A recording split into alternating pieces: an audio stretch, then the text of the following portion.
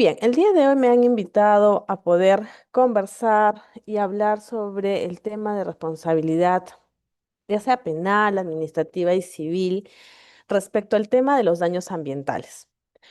Y ese tema no se puede conversar al respecto si es que no tenemos una mirada general y un mapeo sobre lo que es el acceso a la justicia ambiental. Hoy por hoy probablemente ustedes han escuchado y vamos a hablar de algunos casos al final o a lo largo de mis exposiciones me gusta hablar de casos. Por ejemplo, se habla hoy en día mucho del litigio climático, ¿no? El litigio climático nace como una respuesta del tema de lograr identificar la responsabilidad respecto al daño ambiental. Muy bien. En este sentido, hablar de responsabilidad penal, administrativa y civil por daños ambientales nos trae muchos desafíos. Si bien vamos a poder, ojalá, terminar de abordar un poco la agenda, ¿no?, que queremos conversar, vamos a hablar del acceso a la justicia, de los tres tipos de responsabilidad, el tema del criminal compliance en minería, ¿no?, la jurisprudencia penal también en algunos casos y casos específicos. Ahora bien, cuando hablamos de acceso a la justicia, yo hago una pequeña reflexión. ¿Qué ocurre cuando un daño ambiental se puede o no activar varias vías? ¿Es propicio activar varias vías? ¿Qué solución nos trae la activación de vías respecto al tema del reconocimiento de un daño ambiental?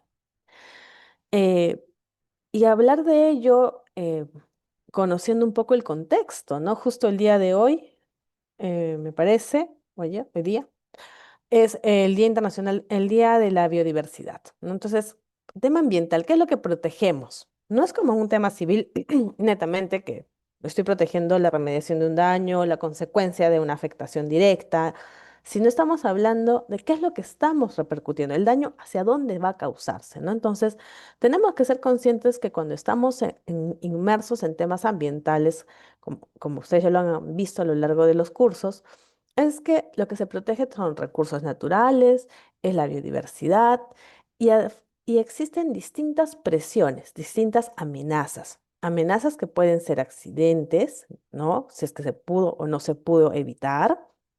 Pueden ser actividades ilegales, donde entra ya la mirada penal, ¿no?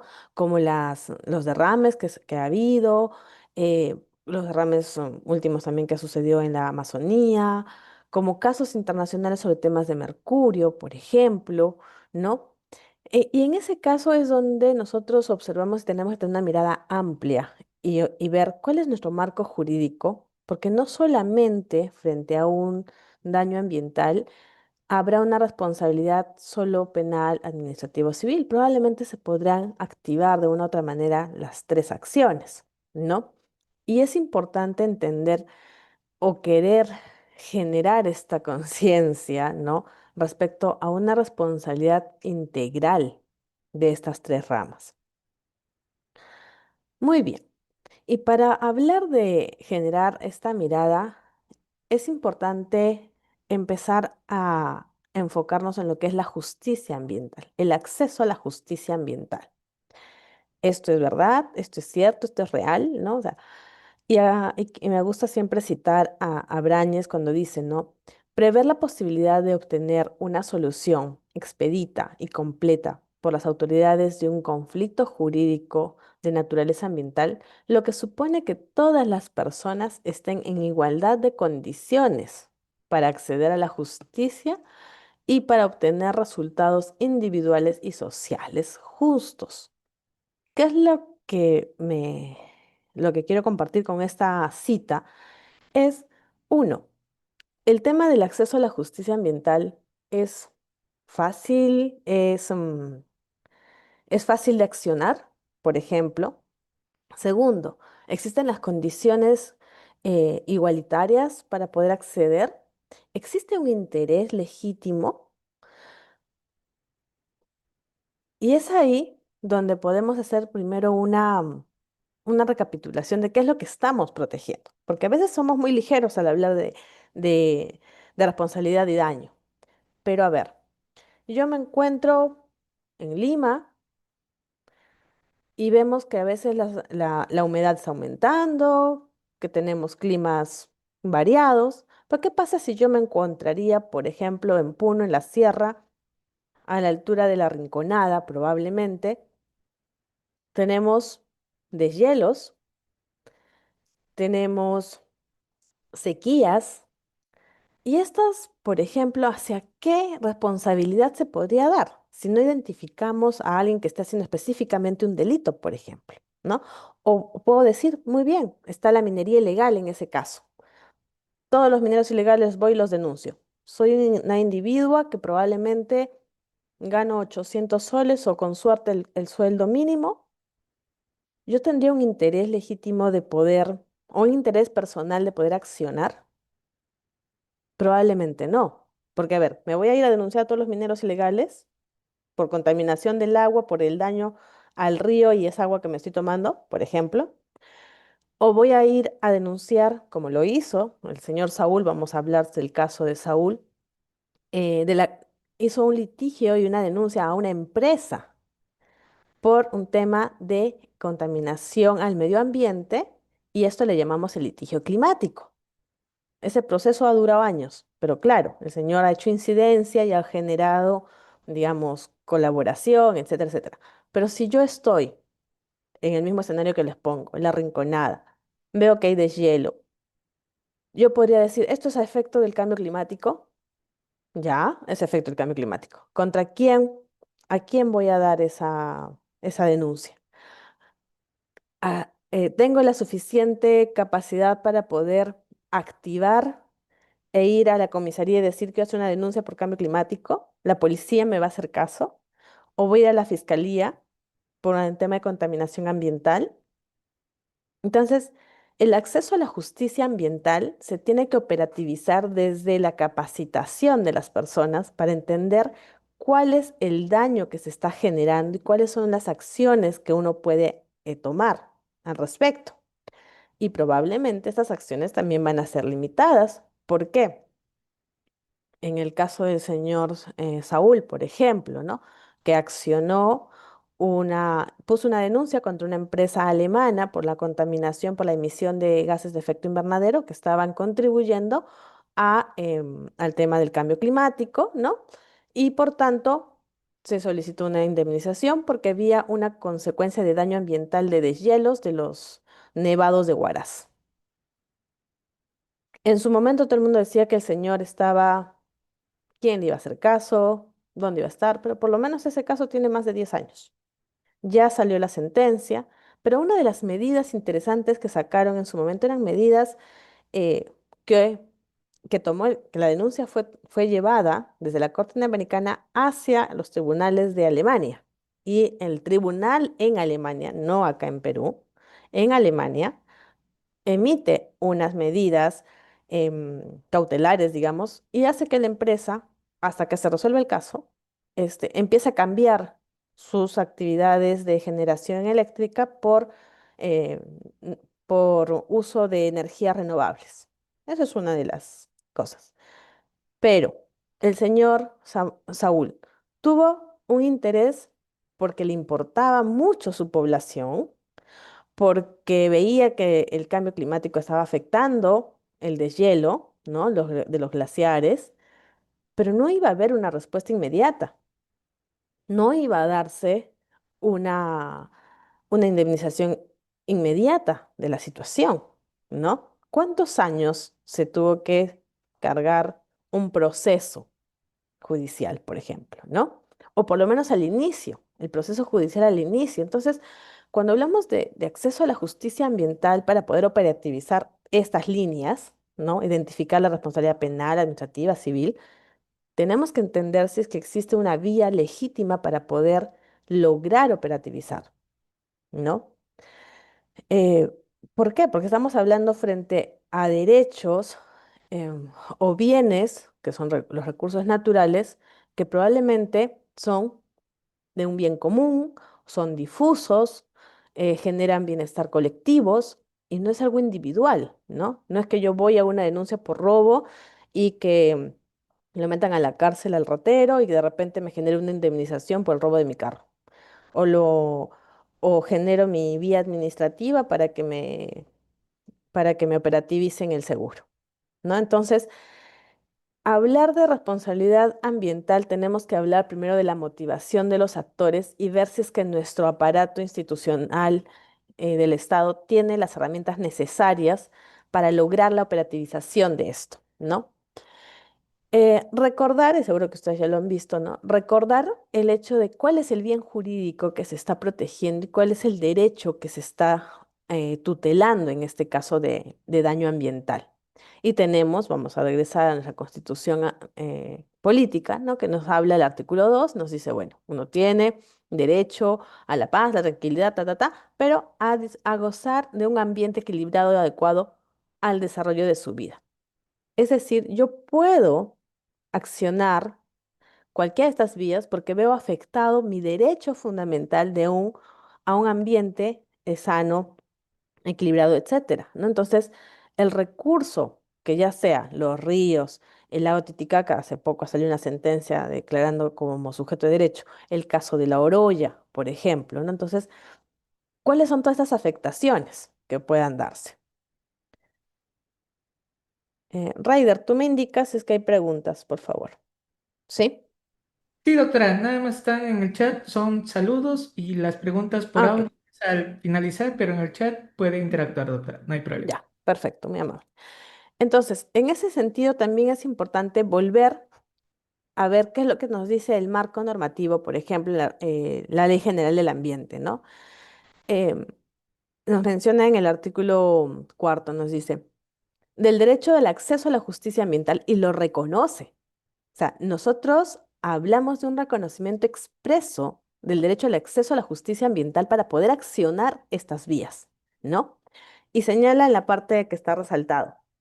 Señala la defensa del ambiente y de sus componentes, velando por la debida protección de la salud de las personas, de la forma individual y colectiva, de la conservación de la diversidad biológica, aprovechamiento sostenible de los recursos y de la conservación del patrimonio cultural. Cuando hablamos acá de una forma individual o colectiva, es decir, el señor Saúl, en este caso que conversamos, tenía un legítimo derecho de verse afectado y por tanto accionó un proceso penal civil respecto a la responsabilidad ambiental que tenía esta empresa en Alemania. Cuando hablamos por eso de acceder a la justicia, no es un concepto abstracto.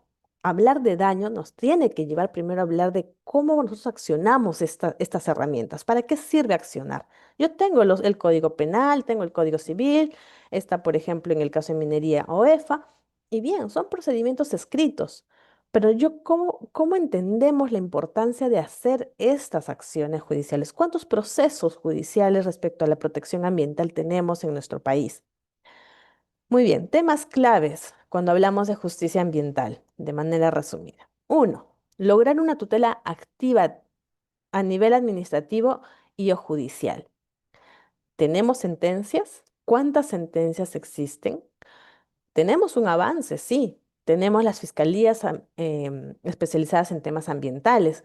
Tenemos el Código Penal que reconoce los delitos ambientales, ¿no? En el Código Civil, ¿hay un reconocimiento expreso del daño ambiental? No. ¿No? Entonces todavía tenemos ese avance, pero existe el tema de una responsabilidad de otros daños que va a darse de manera colateral cuando pasa un daño ambiental, por ejemplo, con el tema de Repsol o por ejemplo con el tema de la Oroya, ¿no?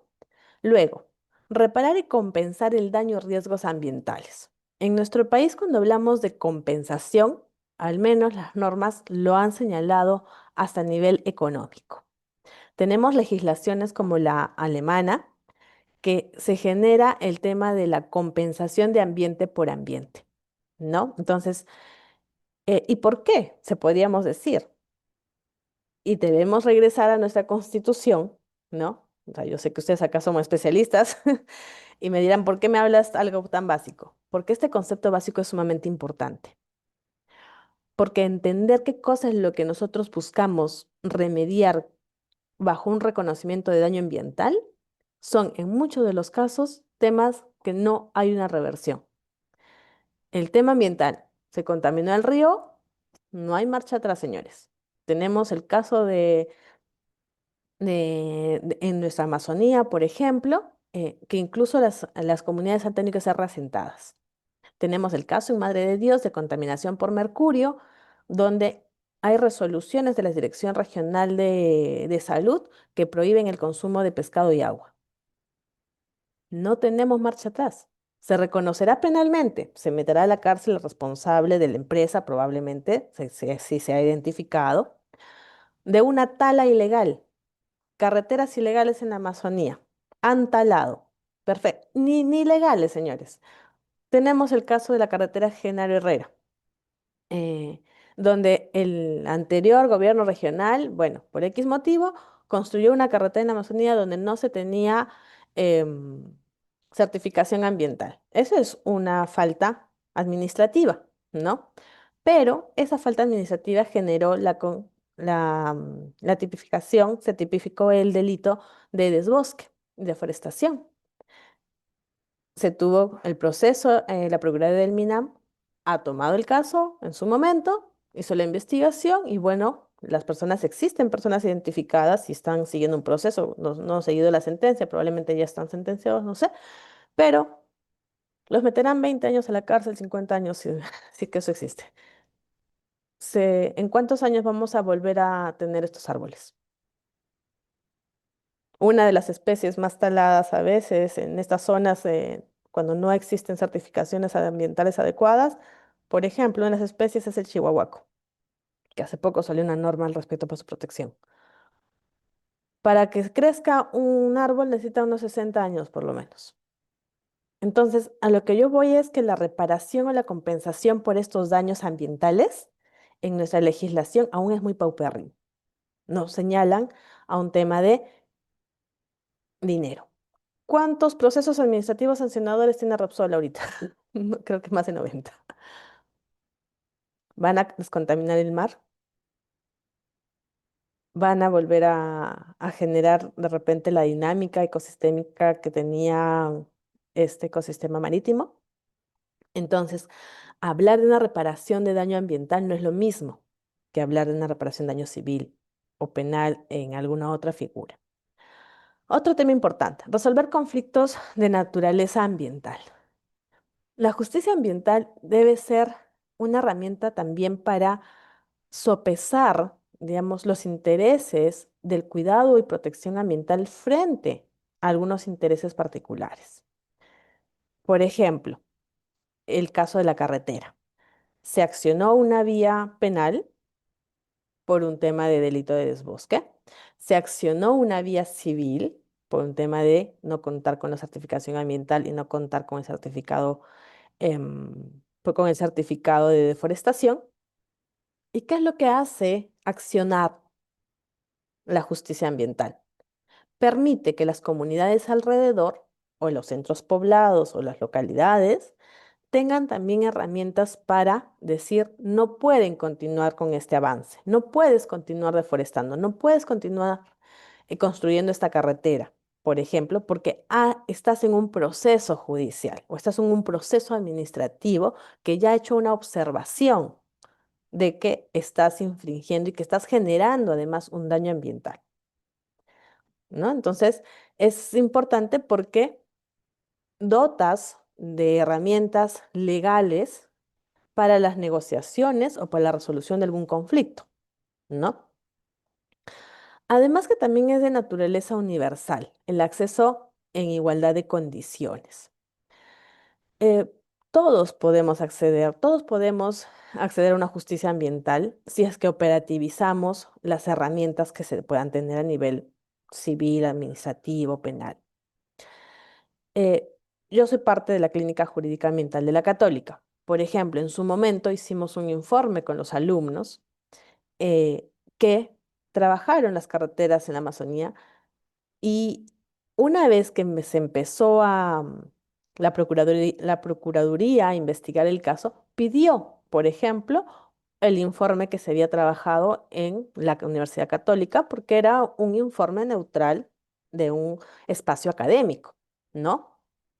Y se trasladó esa información. Es decir, cuando uno acciona cualquier vía, es todos podemos accionar, todos podemos ser parte de accionar un tema de acceso a la justicia, un tema procesal, un tema de prevención del delito también, ¿no? Porque en el tema ambiental, a nivel penal, también, digamos, yo sé que algunos de mis pares no comparten esto, pero yo, por ejemplo, considero que el tema de las denuncias de prevención de delito es una de las herramientas fundamentales para no llegar a la comisión del mismo. Por ejemplo, yo trabajo en las comunidades nativas. Nos fuimos para para San Lorenzo, y de San Lorenzo tendríamos que entrar a Saramiriza, un puerto donde no hay autoridad. Estábamos ahí y vemos unas cajas que sonaban y sonaban las cajas. ¿Qué pasó acá? Tomamos fotografías de manera muy sutil, y estos espacios académicos nos permiten tener, digamos, de saber cómo operativizar estas vías, ¿no? Entonces, yo había entrado a mi clase de delitos ambientales y yo sabía que cuando existe eh, fauna que está siendo transportada de manera irregular y que eran unos guacamayos, esta especie está protegida y que esto configura un delito de tráfico ilícito de especies, de flora y fauna. ¿Qué es lo que uno tiene que hacer en ese momento? Vía penal, llamas a la policía, llamas a la fiscalía, ¿no? Mandas la denuncia a la fiscalía. Nosotros teníamos la suerte en ese entonces de que por mi trabajo conocíamos la oficina, ¿no? Del fiscal y de la policía, porque hay personas que no conocen. O sea, puedes estar en un lugar y no conoces ni dónde están situadas tus agencias de la policía, la comisaría. Y vienen, pero no vienen por un tema vienen a hacer la incautación, pero por prevención del delito. Las personas no, que nos han vendido, que no sabemos qué serán, estaban acá, etcétera, etcétera. No los podían acusar de manera inmediata por tráfico. ¿Por qué? Porque las personas aducían, no se estaba cumpliendo el tipo penal del tráfico, ¿no? Las personas aducían que les habían dado a cuidar. No había un papel de venta, no había nada, ¿no? Y que sí que los podían entregar las especies. Pero la investigación se apertura por un tema de prevención del delito, ¿no? Y se hace una investigación si es que existe o no una red de tráfico ilícito de especies. Entonces, el tema del acceso a la justicia lo podemos hacer todos, ¿no? Pero el tema es, luego yo me puse a pensar y dije, me subí a la misma embarcación que ellos, ¿sí? Si es que se enteran que yo soy la que ha llamado, probablemente hay consecuencias, ¿no? Pero están los riesgos que uno no debería tomar probablemente, pero el tema ambiental, hablábamos de acceder a la justicia, de operativizar los canales de responsabilidad por daños ambientales. No tiene los mismos incentivos que operativizar una denuncia porque te chocaron el carro, porque tú tienes a la persona identificada y vas a lograr una indemnización de repente en corto o mediano plazo. Si tú vas a denunciar, como el señor Saúl, por un tema de afectación a los nevados, un daño ambiental a los nevados, no sabes en cuánto tiempo va a darse. Entonces, entender que el daño ambiental o la responsabilidad por daño ambiental, operativizarla desde ya, es uno de los grandes pasos que deberíamos empezar a impulsar.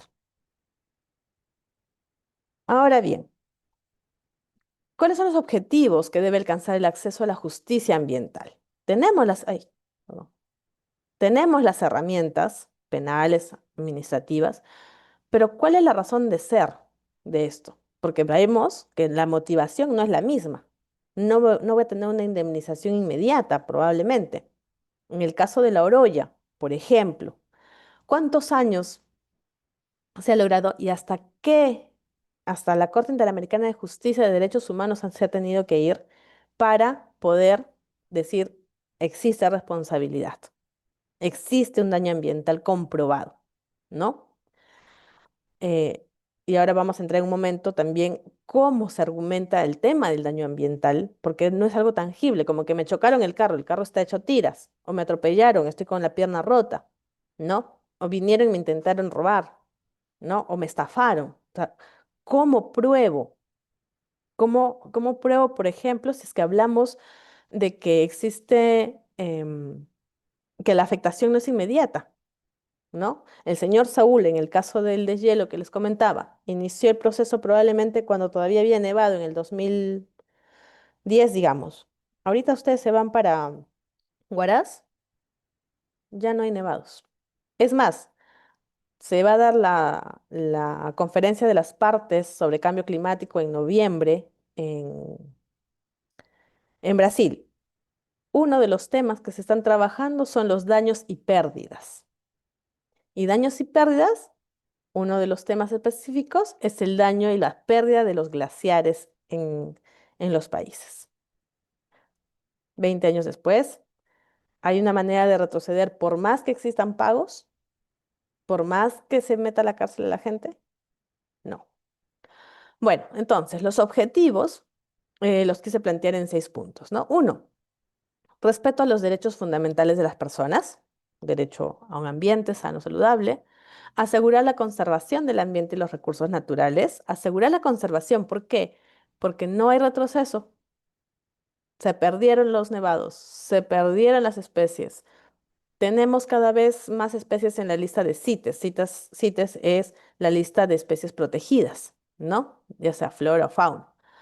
Em, tenemos también se debe lograr proteger los medios de vida de las personas más vulnerables, los pueblos indígenas, por ejemplo, y no solamente pueblos indígenas, también comunidades, ¿no? En el caso de la Oroya, uno de los argumentos interesantes que pone la Corte es justamente hablar sobre la afectación al plan de vida, y esto lo vamos a ver en un momento, porque el daño ambiental tiene una repercusión al ser reconocido, el derecho ambiental es reconocido ya como un derecho humano y por tanto la Corte Interamericana señala que la afectación ambiental, como la contaminación que ocurrió en La Oroya y en otros sitios como en Simón Bolívar, por ejemplo, de las personas que están afectadas por metales pesados en su cuerpo, no solamente hay una afectación al ambiente, sino que este daño ambiental ha generado un cambio de vida,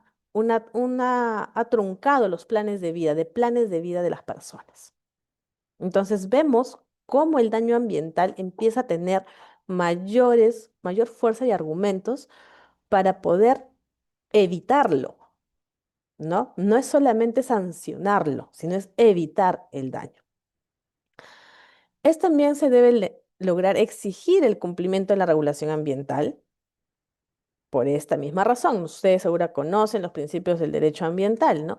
Y hay un principio muy interesante que es el que, digamos, desde mi punto de vista puede contribuir a argumentar cuando uno va a un tema penal, a un tema administrativo, es el principio precautorio. El daño actual que está ocurriendo no es el daño real. Cuando hablamos del caso de Repsol, por ejemplo, el daño para la configuración de las indemnizaciones y las negociaciones que se hace con un tema de una indemnización con el criterio de un daño a través de una vía civil. Vamos a indemnizar a las personas y los catalogaron. ¿Usted qué sueldo que tenía? Usted era vendedor de helados. Usted tenía su restaurante. Usted tenía. Indeci hace una lista. Cuando uno lee la lista de Indesi, bueno, personalmente lloro. ¿Por qué? Porque lo que está generando es una responsabilidad del daño ambiental, perfecto, a quien ha generado el daño, pero la indemnización que se pacta solamente es una indemnización de daño, lucro cesante, ¿no? Y pérdidas. Y no existe, por ejemplo, el reconocimiento del daño ambiental per se. ¿Qué implica el daño ambiental per se? Implica que bajo el principio de precautorio no sabemos cuál es el daño real presente y el daño futuro, no tenemos certeza, pero va a existir un daño futuro. Y este daño futuro va a generar repercusiones constantes en las personas, en la dinámica que tienen las personas. Recuerden que nuestro derecho ambiental, nuestra constitución, mejor dicho, tiene una connotación antropocéntrica. Al ser antropocéntrica, es que todo el tema ambiental, los derechos fundamentales, hacen que deben generar un bienestar para el desarrollo de las personas. Entonces, si nosotros enfocamos cuando queremos generar una indemnización, como las negociaciones que hizo Repsol en su momento, sin un reconocimiento del daño futuro, tú simplemente estás generando una indemnización a nivel de pérdida de trabajo, no más. No estás generando em, no estás generando mayor reconocimiento de un daño, ¿no? Entonces, es importante exigir el cumplimiento regulatorio ambiental.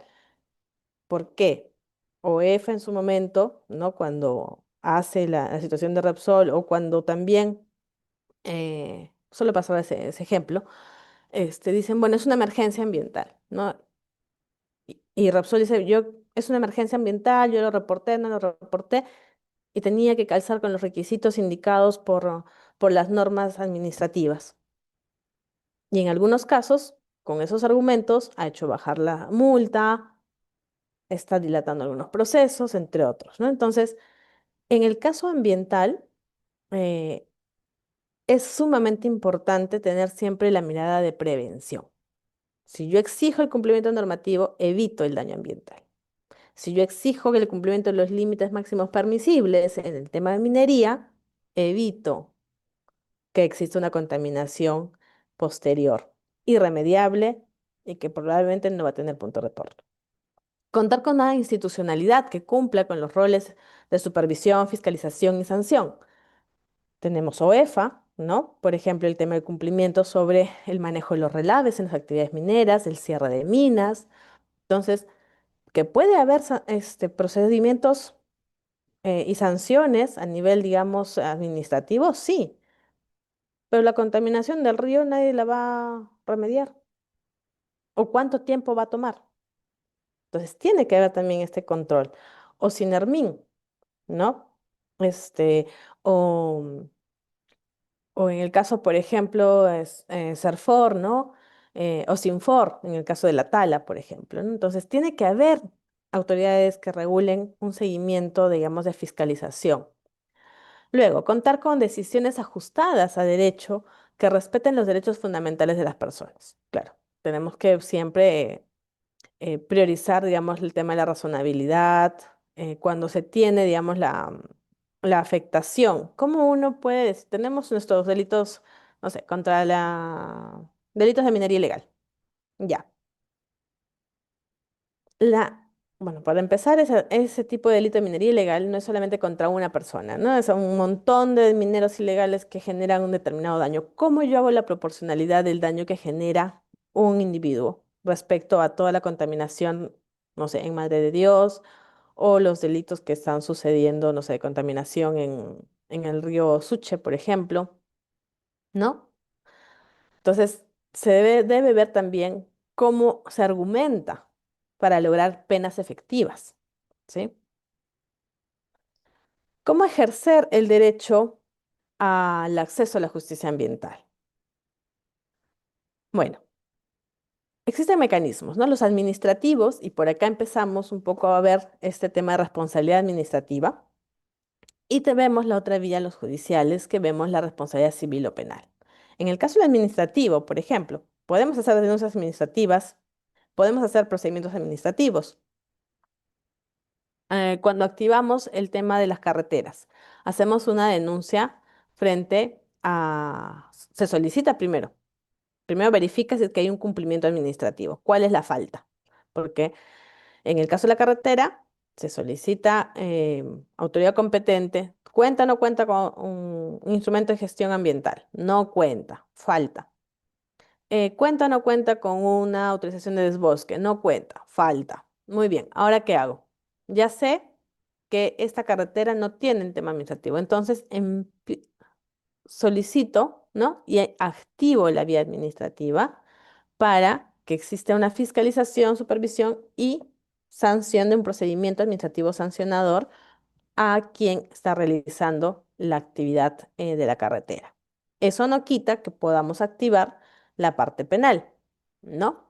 Igual, eh, carretera ilegal. ¿Qué delito ambiental nos puede traer? Desbosque, deforestación, contaminación. Muy bien. ¿Cumple o no cumple con los verbos rectores del tipo penal en estas acciones? Sí cumple. Ya. Estamos frente a una carretera. ¿Quién se tiene identificado o no a la persona? Sí, perfecto. Pero ¿quién va a asumir esto? ¿Un ciudadano de a pie?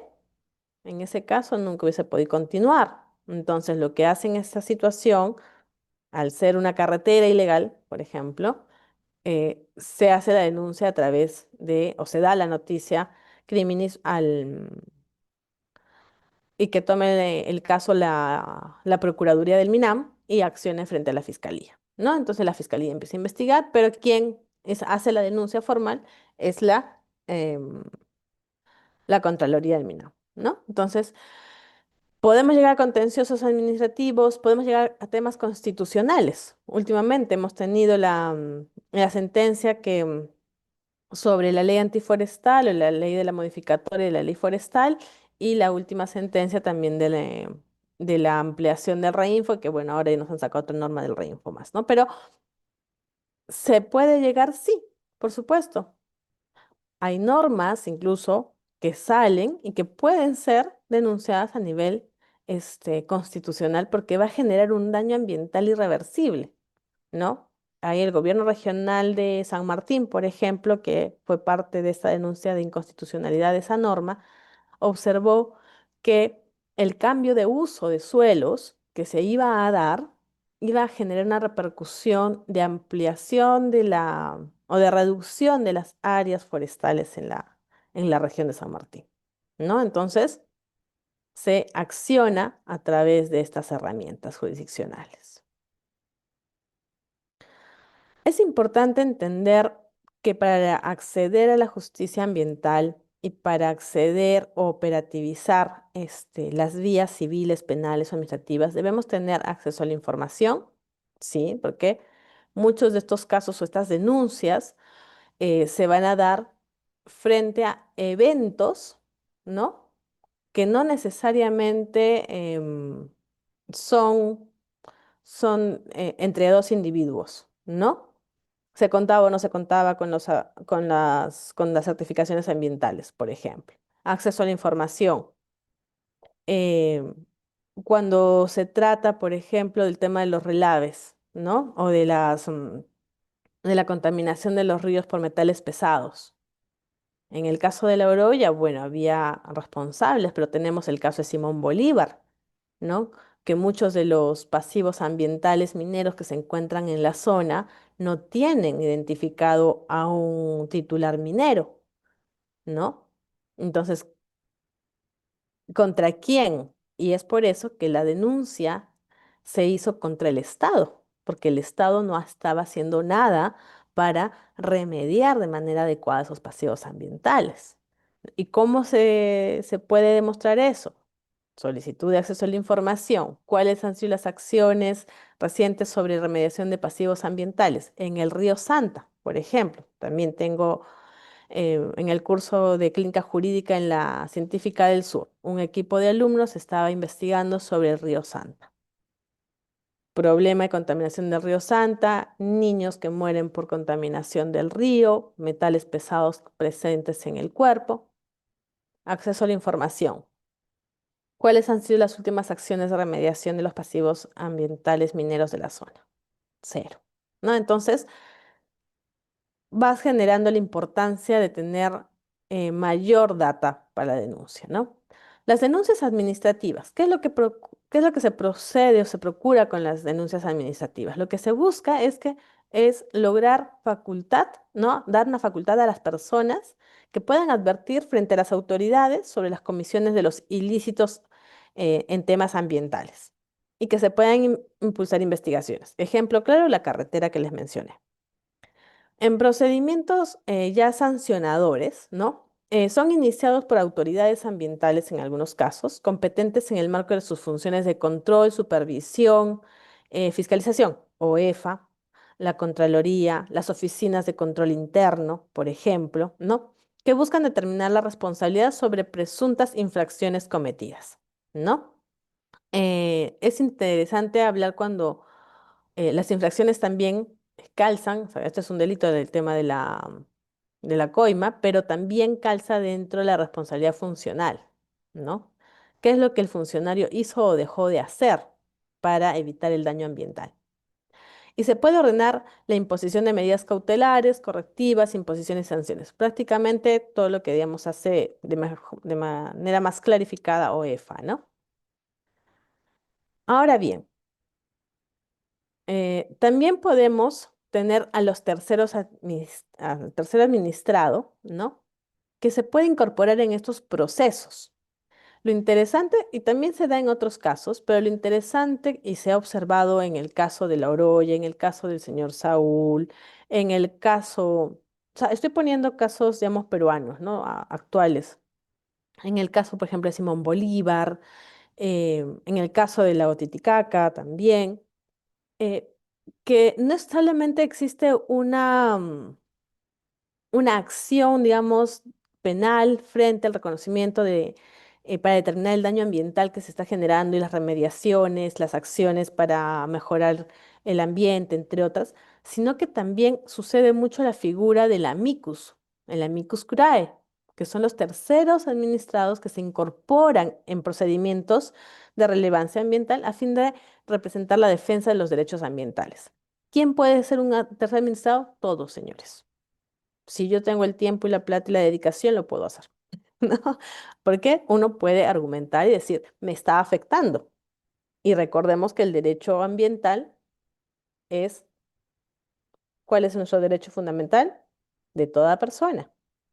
Entonces, cuando existe un daño ambiental, podemos accionar todos, ¿no? Entonces, y esa figura del amicus curiae es muy común.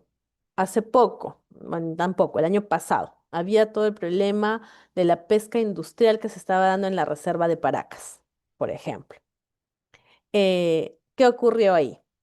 Cernam hace la denuncia a la empresa, ¿no? Y quienes incorporan como terceros administrados una ONG, Oceana, por ejemplo, ¿no? Se quiso incorporar como tercero administrado. Los pescadores organizados se incorporaron como terceros administrados y sustentan, ¿no? En el tema penal, bueno, ese caso fue más hacia el nivel administrativo, ¿no? De que existía o no existía se estaba dando una pesca ilegal dentro del área natural protegida, la Reserva de Paracas, ¿no? Pero hay otros casos, digamos, un poco más, no sé si comunes, pero por ejemplo, en la selva central existe mucho el tema del delito de tala ilegal, ¿no?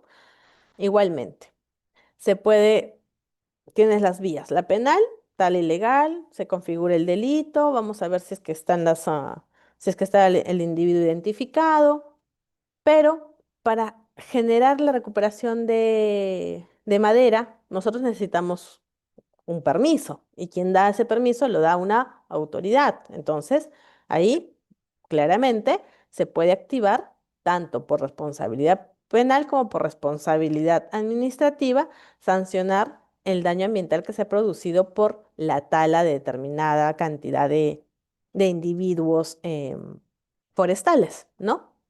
Entonces, siguiendo esa línea. Se activa a través de una denuncia el SERFOR o de repente el dueño del predio, si que hubo un dueño, ¿no? Dice, yo tenía mi concesión forestal, etcétera, y han venido taladores ilegales. Vas a hacer la denuncia. Ya está. Identifico, sancionan por delito ambiental, proceso penal, queda. Pero ¿qué ocurre cuando no tenemos identificado al actor? ¿No? O cuando tenemos el caso de las carreteras que se abren y talan. ¿Y qué pasó? Si no se informó, si se taló sin una autorización de desbosque, ¿qué ocurrió? ¿No? Entonces, la Procuraduría del MINAM toma el caso, ¿no? y denuncia, inicia la investigación en la fiscalía. Y la fiscalía, para poder investigar, lo que solicita a las autoridades competentes, técnicas competentes, son los informes fundamentados, ¿no? Por ejemplo, Serfor en ese caso, ¿qué tipo de especie fue la que se derribó? No es lo mismo talar un bosque de pinos que talar un bosque de chihuahuacos. Chihuahuacos, una especie natural, nativa, este, mm, que tiene para de crecimiento 1 centímetro a cada año. Eh, el pino es una especie de reforestación para un aprovechamiento comercial, entre otras cosas, que toma un tipo de tamaño a los 10 años. Eso no lo voy a saber yo como abogada. Como fiscal, yo no lo voy a saber, ¿no? Entonces yo necesito solicitar los informes fundamentados a las autoridades competentes. Ese es otro ejemplo. Pero ¿qué ocurre en ese caso, por ejemplo, de Paracas? ¿Por qué, eh, como, ¿por qué se agrega al proceso un amicus por parte de una organización defensora de los océanos? Porque tiene un equipo técnico que emiten un informe para mejor entender, se le llama, ¿no? Entonces, al proceso administrativo que está siguiendo CERNAM, este, al proceso penal que está siguiendo CERNAM contra administrativo y penal, porque fueron los dos, contra la empresa, el juez solicita, ok, denme un informe o me voy a sumar como un amicus porque voy a dar información relevante para el caso, porque además me siento afectado en mi derecho constitucional de gozar de un ambiente sano, equilibrado y generaciones futuras, todo esto. Y es válido. Entonces, en muchos de los casos de responsabilidad ambiental, normalmente en los administrativos se dan esta figura del tercer administrado, ¿sí? Luego, el derecho de la participación ciudadana es más un derecho que se ejerce dentro de lo que es el acceso a la justicia ambiental eh, a un nivel de información, de participar, digamos, en los procedimientos de las evaluaciones de los instrumentos de gestión ambiental, dar aportes para evitar, más de una manera de prevención, ¿no? La participación ciudadana como tal está reconocida también en la Constitución, te permite identificar, por ejemplo, tu derecho de participar, ser informado adecuadamente de los impactos ambientales que pueda generar un proyecto de minas, ¿no? O un proyecto de carreteras o X proyecto. En minería está bastante regulado y lo que busca también es un enfoque preventivo, ¿no? Es decir, a ver, tú me estás indicando que por acá va a haber un tema de paso de camiones, ya. Pero tú me estás diciendo que vas a tomar XX medidas. Con esas XX medidas, tu instrumento de gestión ambiental ha sido aprobado. ¿Y qué ocurre luego que empiezan las operaciones mineras? Y empieza a haber contaminación, empieza a haber una polvadera, contaminación del aire. Y la polvadera, peor aún, digamos, exagerando, también tiene insumos, metales pesados. Se hacen pruebas en niños, en personas. ¿Cuál es la fuente de contaminación? Hay un daño ambiental, hay un daño a la atmósfera, hay un daño al aire y además que esta repercusión está generando que las personas no puedan vivir en un ambiente sano y equilibrado. Entonces, la participación ciudadana es un mecanismo de acceder a la justicia ambiental de manera preventiva. Si yo he ido a las audiencias, he dicho, ojo con esto, ojo, está pasando esto, está sucediendo lo otro. O al revés, casos de conflictos socioambientales.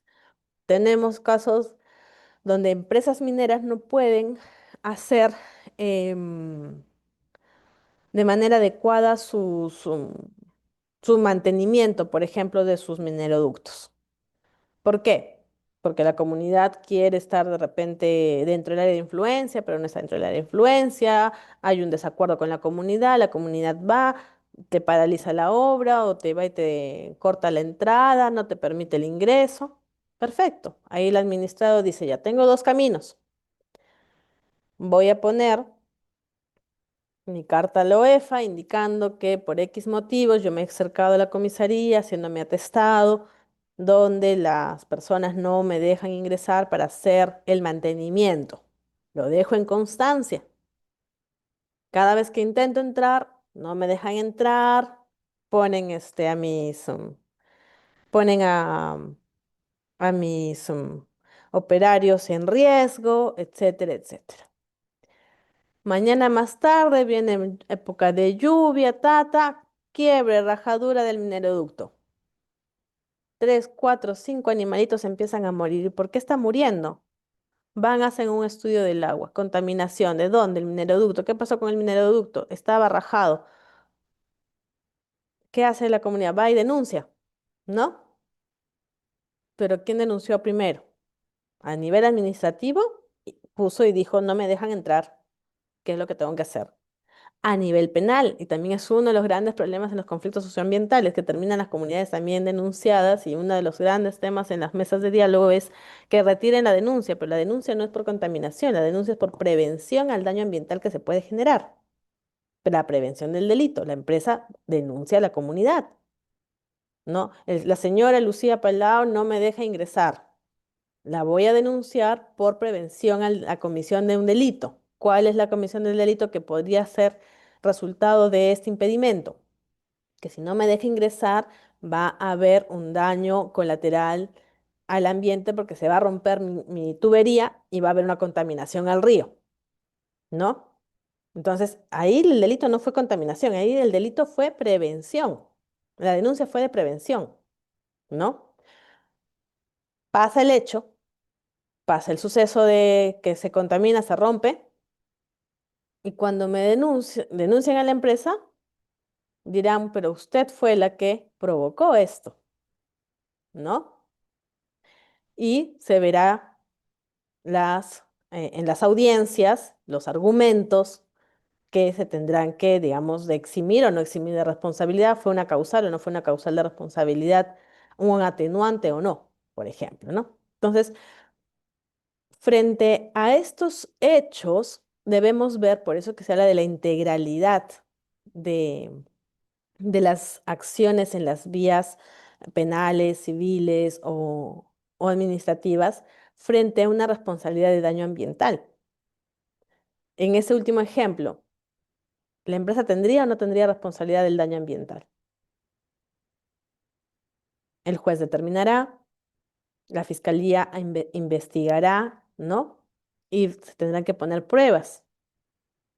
Hubo la debida diligencia, hubo el cumplimiento de los temas administrativos, ¿no? De las obligaciones administrativas que tenía la empresa minera de hacer o no hacer las acciones. En muchos casos se hizo todo lo que se pudo y no se logró.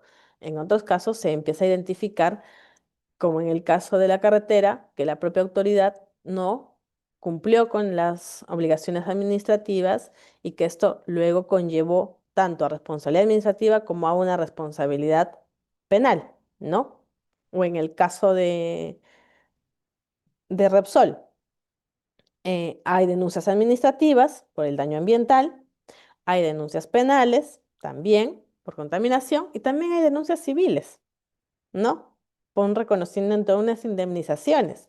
Pero, perdón, pero lo interesante de esas indemnizaciones es que se trae a colación el argumento de la afectación de cuál es la afectación. El nexo causal, ¿no? Para demostrar el nexo causal de que la persona ya no puede trabajar o ya no puede ir a pescar, es que el mar está contaminado. ¿Quién fue el responsable de esa contaminación? La empresa.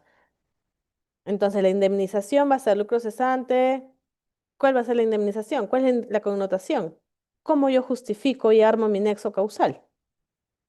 ¿No?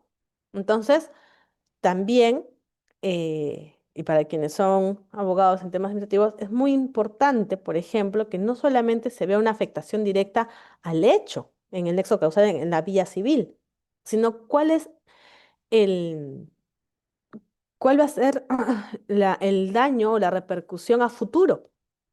Esta persona en cuántos años no va a poder volver a tener la misma cantidad de actividad económica por pesca artesanal, por ejemplo, ¿no? O si había una actividad en el tema de turismo. Ha habido playas cerradas, ¿no? Yo ya no iría a bañarme por por esas zonas. Entonces, ¿por qué? Porque en el daño ambiental, no, la remediación no es completa, ¿no?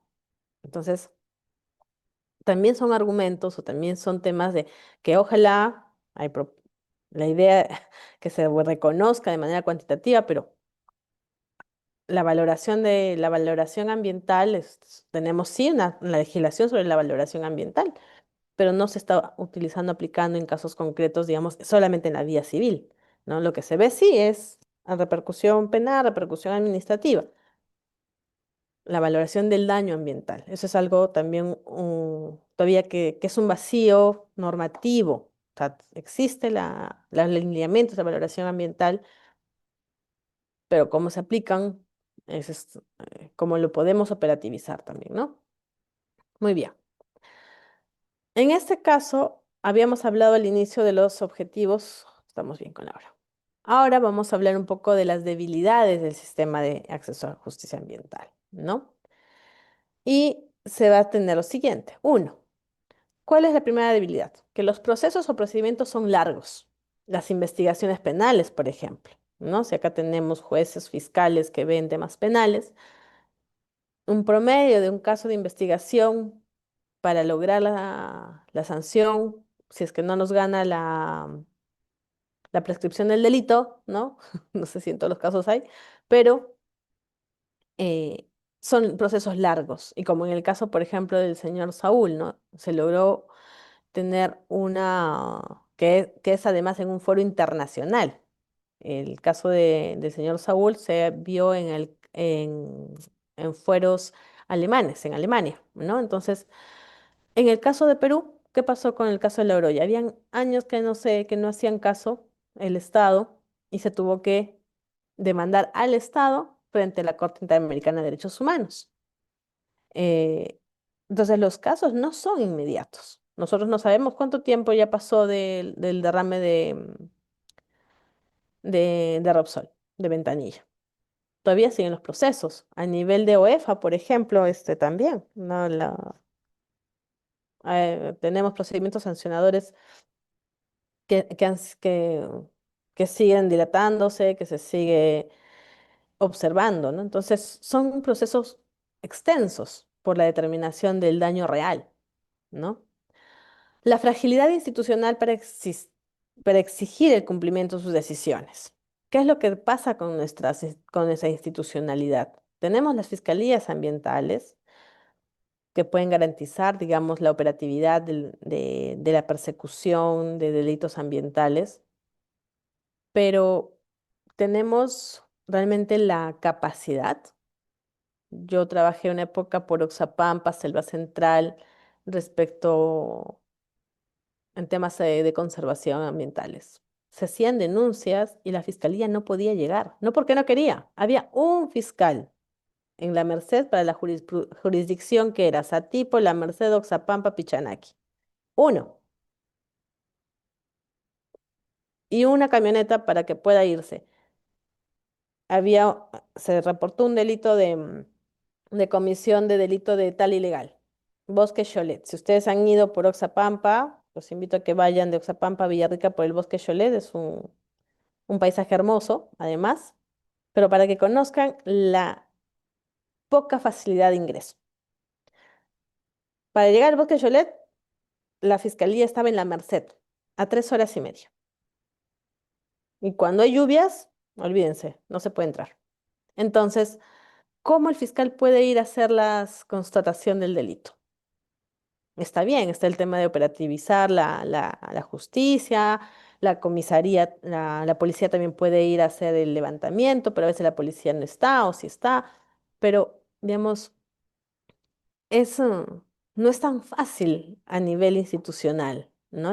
Todavía falta eh, lograr un fortalecimiento a nivel institucional. Entonces, esta fragilidad de poca capacidad em, económica, muchas veces distancia, ¿no? Entonces, eso también genera que el acceso a la justicia de operativizar cualquiera de estas vías para determinar la existencia de un daño ambiental es frágil. O sea, no llegamos ni a determinar el daño ambiental. Luego, los modelos procesales que no responden a la importancia de los problemas ambientales. Por ejemplo, en el caso de hablar de acceso a la justicia, tenemos acá, ¿no? Tenemos la Comisión Nacional el Consejo Nacional de Justicia Ambiental, el Poder Judicial, tenemos las fiscalías ambientales. El Poder Judicial ya ha puesto algunas, creo que la primera sala especializada en temas ambientales fue en Puerto Maldonado, ¿no? Pero todavía, digamos, la cantidad de casos, y eso hablábamos en algunos momentos con algunos jueces y fiscales, y nos decían, muchas veces los casos se caen por la falta de argumentación, ¿no? Se da sobreseguimiento a estos casos y al no tener una carga sobre casos ambientales, no podemos solicitar, digamos, la mayor presupuesto o no podemos solicitar que se ponga un especialista como tal en temas ambientales, ¿no? Entonces, estos modelos no responden a la realidad porque cuando se denuncia, por ejemplo, delitos de tala ilegal o delito de minería ilegal, al no tener una investigación adecuada, generan una sobreseguimiento, los archivan o se van por otros delitos, delitos funcionales. ¿Quién dio o no? Que si había una autorización, no dieron una autorización, hay corrupción, no hay corrupción, o hay lavado de activos. Entonces el delito se tipifica de otra forma, ¿no? El cambio de uso de suelos, por ejemplo, con la modificación de la ley, la última modificatoria de la ley forestal. La misma Fiscalía de Medio Ambiente sacó un pronunciamiento y dijo que más de 1.200 casos ya tipificados y en investigación se estaban cayendo por este cambio normativo porque el cambio de uso ya no podía entrar en el tipo penal, ¿no? Entonces, observamos que los modelos procesales no están siendo tan robustecidos como para tener, digamos, la capacidad de tener una carga, no carga, una producción de sentencias o ejecución de sentencias adecuadas, ¿no? Entonces, es interesante, por ejemplo, no en el tema penal, pero en el tema administrativo, en el caso de la carretera que les digo. En el caso de la carretera, este, perdonen, ok. En el caso de la carretera, por ejemplo, hay una denuncia que se operativiza a través de la Procuraduría del tema penal, pero también la comunidad denuncia, digamos, a nivel administrativo por el tema al anterior, al gobierno regional, pero esa denuncia no pudo continuar porque no había un impulso, ¿no? Un impulso es ir, tener abogados, para que se presenten en las audiencias, para que... Entonces se cae el caso, ¿no? En el modelo chileno, y los invito a revisar el modelo chileno sobre el tema de daños ambientales, es que cuando existe una denuncia administrativa en tema de daño ambiental o que se quiere demostrar el daño de la responsabilidad ambiental, existe un fideicomiso, existe un fondo nacional que subvenciona los procesos administrativos para determinar los daños ambientales, ¿no? Entonces, ¿cómo operativizamos? Si es que el daño ambiental muchas veces donde se generan son en zonas de muchos recursos naturales, pero de poca cantidad de dinero, de poca accesibilidad. Tenemos en la Amazonía ahorita los derrames de petróleo que ha habido, y ustedes ven cómo la mancha de petróleo se empieza a ir por el río, y la gente que está ahí muchas veces no tiene ni un sueldo fijo, ¿no? Las personas afectadas directamente son las personas que están en zonas a veces muy alejadas, ¿no? Las carreteras ilegales, ¿dónde se aperturan? ¿No? Y además, ¿cuáles son los otros delitos conexos a estos delitos ambientales? Delito de minería ilegal, ¿qué delitos conexos tenemos? Trata de personas, mafias, narcotráfico, mafias, tala ilegal, ¿qué otro delito conexo? Crimen organizado, narcotráfico. Entonces, hablamos de que para operativizar acciones legales tienes que tener mucha plata o mucho poder para poder lograr de repente que con el tiempo tengamos algunos resultados. No digo que siempre, no, porque sí, también en la fiscalía hay mucho trabajo en las fiscalías ambientales, ¿no? Yo conversaba con el fiscal de la Merced y me decía, doctora, no nos damos abasto, ¿no? Y se caen muchos casos, pero usted tiene que entender que para ir a ver de repente el caso que usted nos comenta del Bosque Cholé son 3 horas. ¿Y qué pasa cuando nos mandan a Puerto Inca? Son más. Tenemos que cruzar Posuso. O sea, o viene el fiscal de Pucallpa, y el fiscal de Pucallpa está también con mineros ilegales y está en la frontera con el tema de tal ilegal, ¿no? Entonces, muchas veces los modelos procesales no están respondiendo a las necesidades reales, ¿no? Luego, los procesos de transferencia de funciones de los gobiernos regionales, por ejemplo, ¿no? También no tienen para los que fiscalizan. Nosotros hablábamos en un momento que para operativizar cualquier actividad para determinar la responsabilidad ambiental, se tiene que activar eh, la fiscalización y sanción. En temas administrativos, tiene que haber un rol muy importante respecto a la fiscalización. Minería ilegal, pequeña y minería artesanal. Para el pequeño productor minero, el gobierno regional va a otorgar la certificación ambiental y lo va a fiscalizar. Pero si no tiene la capacidad de fiscalización, muchas veces este pequeño productor minero que nació como pequeño se convierte en grande o mediano, ¿no? De pronto empiezan las dragas, empiezan a entrar en ríos donde no debería entrar, entre otras cosas. Luego, acelerar los procesos de especialización ambiental en los órganos de decisión. Se ha logrado, sí. O sea, tenemos ya, pero hace 20 años, creo que no se podía hablar de fiscalías especializadas en temas ambientales o o de salas especializadas en temas ambientales, ¿no? Entonces,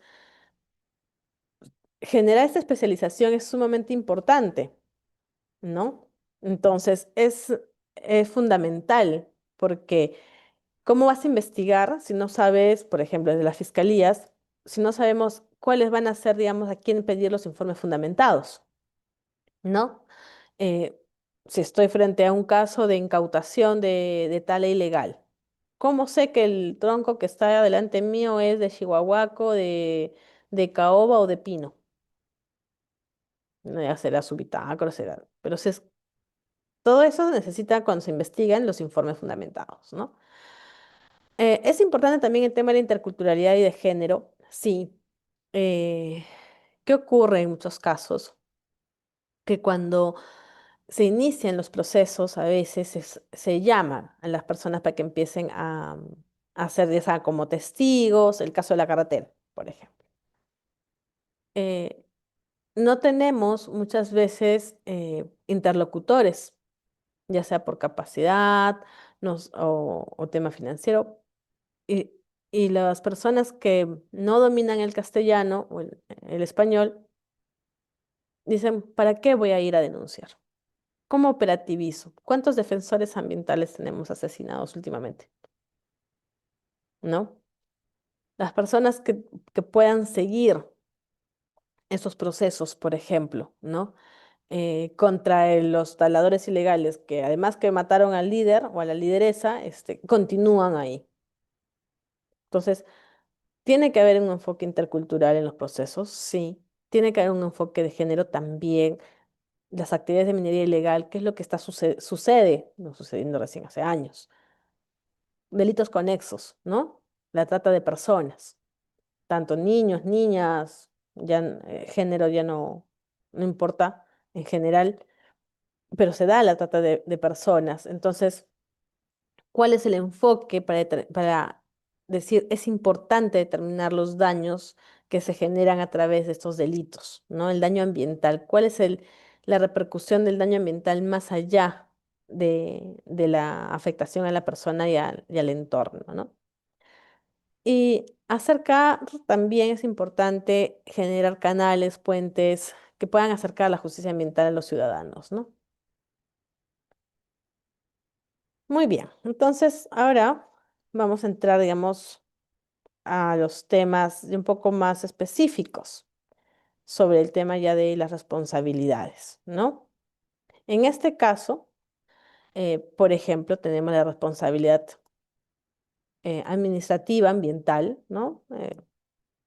Cuando hablamos de responsabilidad administrativa ambiental, no solamente es OEFA, ¿sí? O sea, estamos en temas de minería, pero administrativa ambiental es cuando se activa la el acceso a la justicia ambiental en cualquier autoridad competente de determinado sector, pero hacia el tema de la administración pública, ¿no? Entonces, ¿quién va a ser quien tenga esta responsabilidad? Probablemente porque no se dio una adecuada supervisión, porque no hubo una adecuada fiscalización, porque se dio una autorización que no se debería dar, porque no se dio la autorización, como en el caso de la carretera, ¿no? Entonces, o en el caso de minería también, ¿no? ¿Por qué se da un daño ambiental? Puede ser por un tema de que no hubo una remediación, cierre de minas adecuado, porque no se cumplió con lo establecido en el instrumento de gestión ambiental, por ejemplo, ¿no? Entonces, eso es importante determinarlo. Entonces, nuestra figura de responsabilidad administrativa también va a tener muchos componentes. En el caso de OEFA, por ejemplo, tenemos una gama de normativa alrededor, ¿no? Ah, y también según sus funciones, ¿no? Tenemos la función de supervisión, fiscalización, eh, que van a llevar a tener un procedimiento sancionador, ¿no? Ese procedimiento sancionador llevará a tener medidas y también sanciones económicas. Y acá es muy interesante porque, por ejemplo, ¿no? Cuando OEFA realiza sus actividades de supervisión, ¿no? Va a su supervisión, ok, verifica que hubo o no hubo el reporte adecuado del manejo de residuos peligrosos, probablemente, cómo está el tema de los efluentes, si es que se está cumpliendo con los límites máximos permisibles o no. Y acá hago un paréntesis, seguro que ustedes lo saben, pero me gusta hacer este paréntesis. Eh, Cuando se va a una supervisión y puede haber un tema de sanción, ¿qué es lo que se fiscaliza? ¿Se fiscaliza el ECA, el estándar de calidad ambiental, o se fiscaliza el límite máximo permisible, el incumplimiento del límite máximo permisible? El ECA, el estándar de calidad ambiental, es el cuerpo receptor, por ejemplo, el río, ¿ya?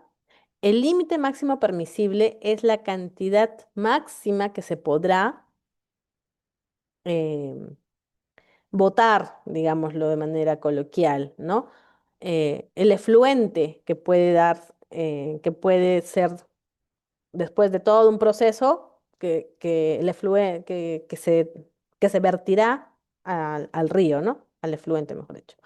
Entonces, el ECA no es sancionable para las empresas.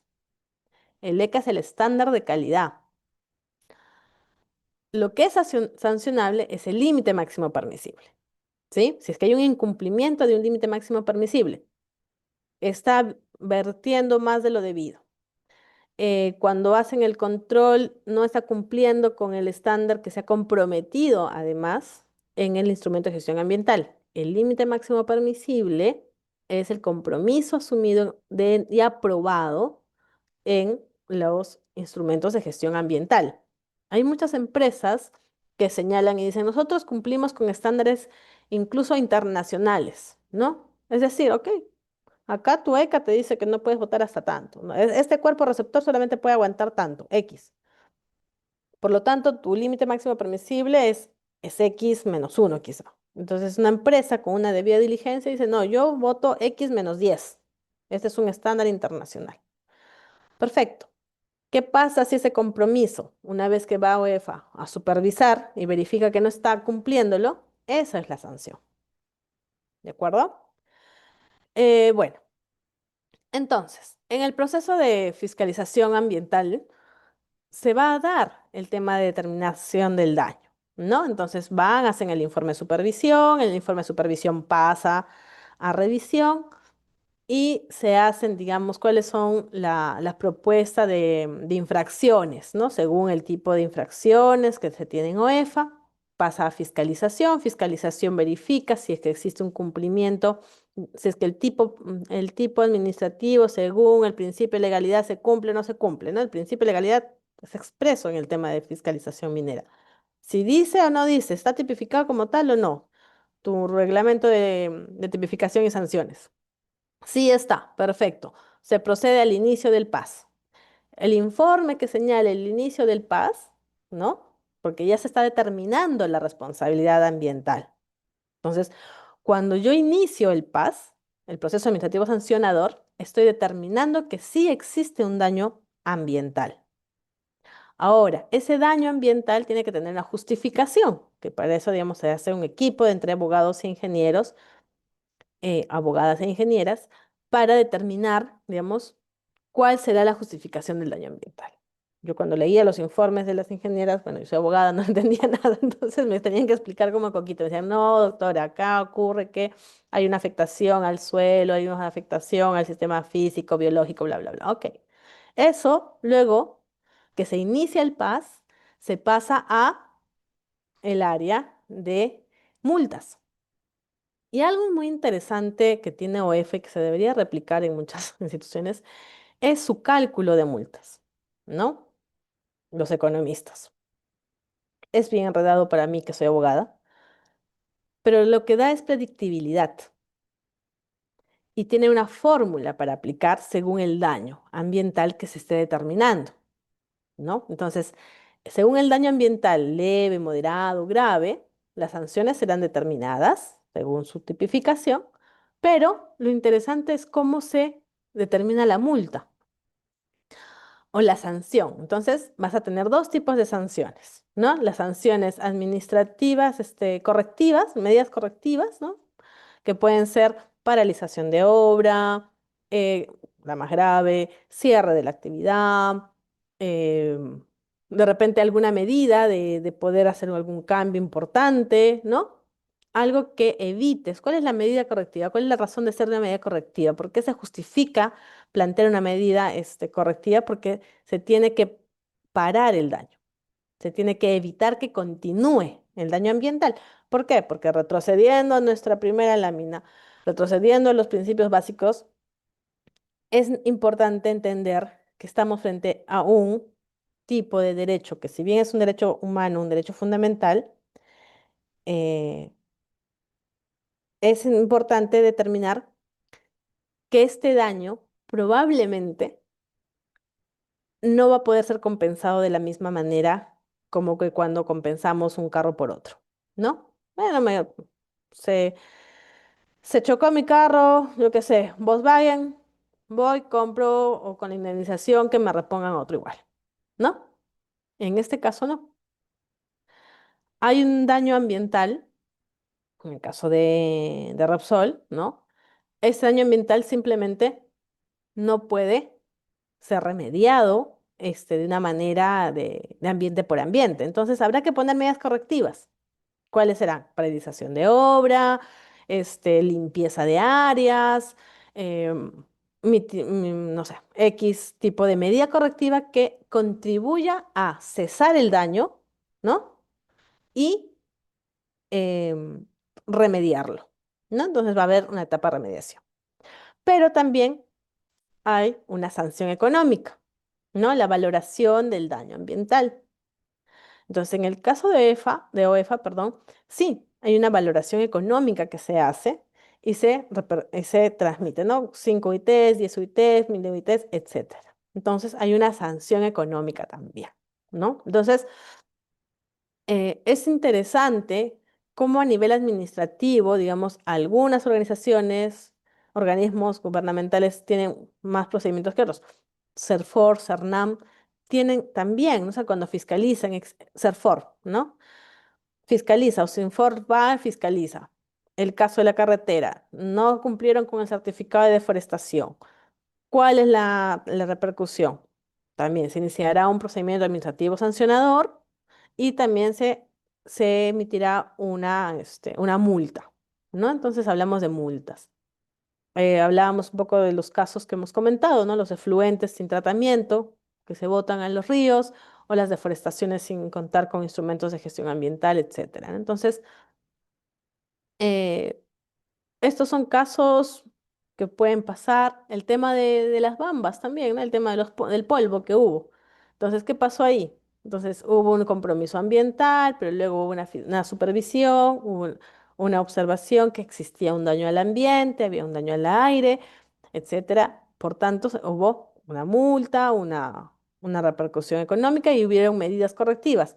Hacer que la empresa tome, por ejemplo, acciones o prácticas que eviten el polvo. Entonces había que mojar más la carretera, había que asfaltar, no sé si llegaron a ese punto, pero la cubierta de los tolvos también. Entonces, mm, son acciones que se deben observar, al menos cuando se determina un daño ambiental, lo primero que se busca es cesar, evitar, ¿no? En minería, yo he tenido la oportunidad de conocer algunos casos y claro, cesas, ya está, paras, cortas el caño, listo. Pero ¿qué pasa con los derrames de hidrocarburos? Ahí no cortas el caño, ahí el río sigue, el mar sigue, ¿no? Yo escuchaba a los especialistas de IMARPE, por ejemplo, y decían, hemos entrado con OEFA a hacer la supervisión. El día han entrado a ver la calidad, a medir la calidad si es que había el hidrocarburo en esa zona, hoy día uno. No hay, perfecto, limpio. Regresaban a las 2 semanas, en el mismo lugar, había otra vez. ¿Por qué? El movimiento de los sedimentos es diferente. Las características del ecosistema dañado es distinto. Entonces, para determinar los daños ambientales también se tiene que tener en cuenta el tipo y características de los ecosistemas dañados, ¿no? Muy bien.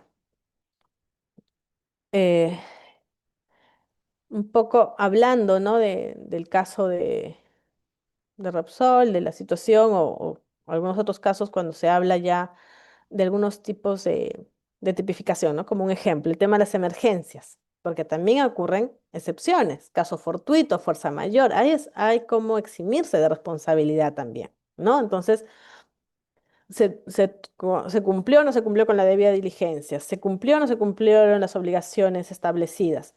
Por ejemplo, hablamos no solamente de derrames, hablemos de minería, hablemos de los oleoductos, de los mineroductos que se rompen.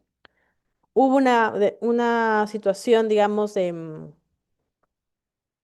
accidente, hubo una emergencia, hubo una situación de fuerza mayor, de caso fortuito, ¿no? Fuerza mayor, normalmente es fuerza mayor en el caso de minería. En el caso que les comentaba de la carretera con el oleoducto con el mineroducto, perdón, que se rajó y empezó a tener iba disgregando poco a poco hasta que el río se contaminó y cuando empezaron a morir los animales empezaron a darse cuenta, la empresa dijo, esto es fuerza, o sea, esto es una situación de fuerza mayor, o sea, me eximo de responsabilidad porque he intentado varias veces ingresar a hacer el mantenimiento, y no pasa nada, no me dejan entrar, ¿no?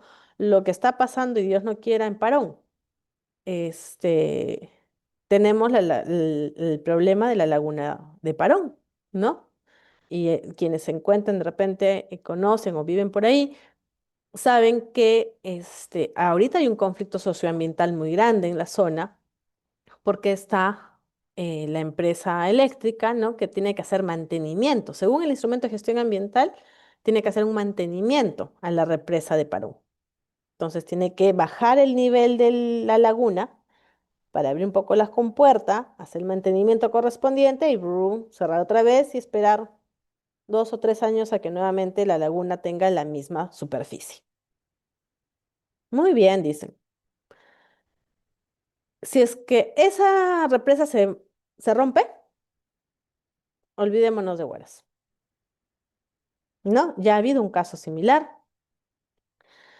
pero las poblaciones no quieren entender el tema, o también hay muchos temas culturales, pero el problema, digamos, yo lo voy a hablar desde la experiencia de los reportes de Defensoría del Pueblo, que es de información pública, ¿no? ¿Qué sucede en los reportes que señalan cuando uno entra? Son mensuales, ustedes pueden entrar a ver mensualmente los reportes de la Defensoría y están, por ejemplo, ahorita estaba como que inactivo porque no había diálogo, ¿no? Pero vas hacia Huaraz, te ves con el tipo de conflicto y tenías a distintos actores involucrados. Tenías a la empresa, tenías a la comunidad, tenías a los gobiernos municipales y regionales. Estaba Mincetur y está también Serfor, por ejemplo. ¿Qué ocurre? Tiene que haber, existe una obligación de que la empresa, en cumplimiento de su instrumento de gestión ambiental, haga mantenimientos a la represa cada cierto tiempo. Debe ingresar y hacer este ejercicio que los técnicos nos los explicaron, pero en resumen es eso. La comunidad que vive del turismo dice no, porque si ustedes le bajan el nivel, ya no va a ser atractivo y me voy a demorar cuánto tiempo más. Eso es un argumento. Otro argumento son hay comunidades religiosas ahí también que dicen no, a la naturaleza no se la toca. Bueno, son argumentos y posiciones, por eso se generan los conflictos, por posiciones diferentes. Sin embargo, se solicita informe técnicos.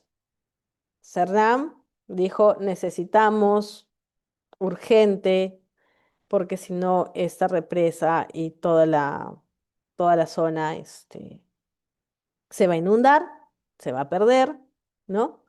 Y sacó una resolución junto con con Mincetur de que ya no iba, ya hay un informe técnico de Mincetur que señala que la laguna de Parón ya no debe ser visitada. Hasta el momento estábamos ahí. Gobierno regional tiene mesas de diálogos que no funcionan, se van cayendo. La empresa dijo, voy a pagarles. ¿Cuánto tú necesitabas ganar mensualmente como por el ingreso del turista? Te voy a pagar. No, no entran, están así hace 10 años. Ahí ya han empezado a ver las denuncias de prevención del delito. La mayoría de la población ahí está denunciada em, porque puede generar un delito ambiental. Si ocurre el daño ambiental, que se rompa la represa y la inundación, el deshielo, porque además por el tema de cambio climático se está deshielando cada vez más, la capacidad, digamos, de fuerza del agua no es lo mismo de hace 20 años, ahora hay más densidad de agua, más fuerza de agua y por tanto la represa puede romperse más rápido. Entonces, el daño ambiental se puede generar y va a ser un daño sin retorno, ¿no? Desaparece, Wallace. Entonces, imagínense que no se puede argumentar, nosotros decíamos cuando estábamos en la defensoría, pero debemos argumentar que es un daño ambiental lo que se va a generar por prevención del delito, debemos ingresar y solicitar que se haga la, el mantenimiento de las represas. El conflicto continúa.